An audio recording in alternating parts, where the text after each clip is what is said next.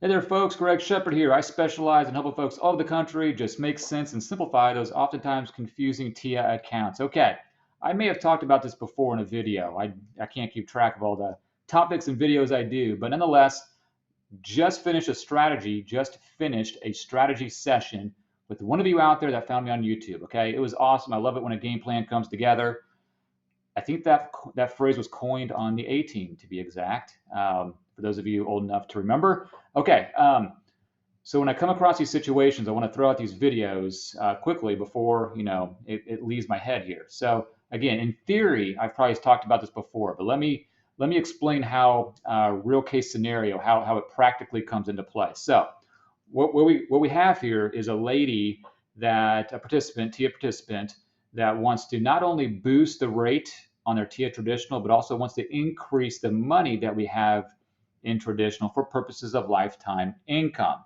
This is really only for those that want to initiate lifetime income. She kind of back up a little bit. She's going to have a little bit of money, percentage wise, I don't know, 20, 30% of her in totality. We're going to exercise or initiate lifetime income. Everything else, we're doing something else with. Okay, so here we are. She has an ex-employer, right? Ex-employer plan where the rates on traditional were one was at 4%, one was 3.375. Okay, not acceptable. Her current employer has various contracts, liquid and illiquid. There's one contract that in her current employer that allows outside money to come into it. Okay, hang with me here. The RC contract, of which I think it's getting 5.5% on new deposits. The contracts that she has at her ex-employer, one was illiquid, one was liquid when it comes to TI traditional. She had an abnormal amount in the liquid contract in traditional. What we're doing is we're going to go from her ex-employer contract traditional, move it up to her current employer contract, RC contract. We're going to get the rate going from like sub 4% up to 5.5% on the new contract in her current employer for the TIA traditional monies. It's a significant amount of money.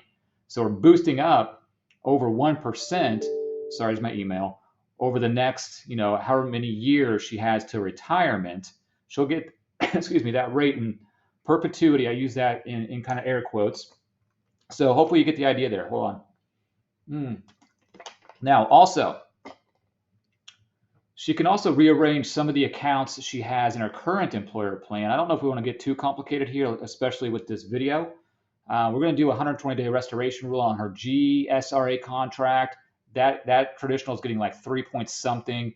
We're going to gamble and say 4 months from now that the rate for new deposits is going to be higher than that. I don't know that for a fact. I hope it is. I think it's going to be. So we're going to do a little gambling there. Sit that money on the sidelines in our GSRA contract, reintroduce those monies back into traditional. 4 months later, hopefully that rate for new deposits is, some version of where it is now. Okay. On top of this, piggybacking off that, what we're going to do to try to bump up the amount of money she has in traditional, one of the contracts, like I mentioned, I think, accepts new money from not only ex-employer, but also, from rollover IRAs.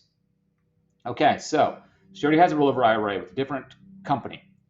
It's not in good investments, okay, without getting into too many details. What we're going to do is take those investments that are currently in bond investments, not doing well, just they're not worth the paper they're written on, introduce those monies to her current employer in that RC contract. Again, going to get 5.5% on those new monies coming in, where now she's just kind of laying in wasteland over there with those bond investments. Okay, so not only are we going to finagle her account for the purposes of boosting up those rates on traditional, we're going to boost the amount of money we have in traditional to get to a certain point later down the road that will initiate lifetime income, approximately what we're shooting for, okay, for her situation.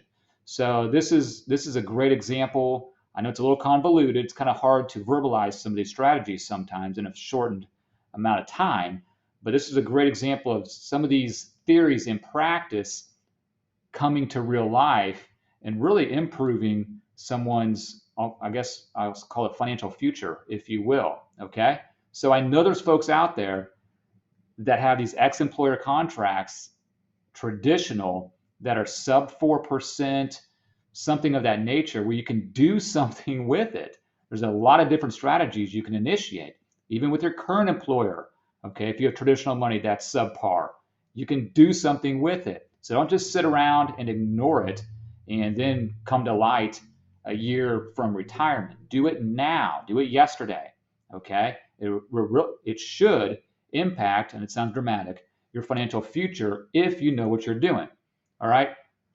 All right. I'm done harping there. So my information is down below. If you want to see about, optimizing your situation, by all means, contact me. We'll see if I can get you squared away. All right, folks. Greg Shepard here. Hey, you all go out and have a good one. Take care. Bye-bye.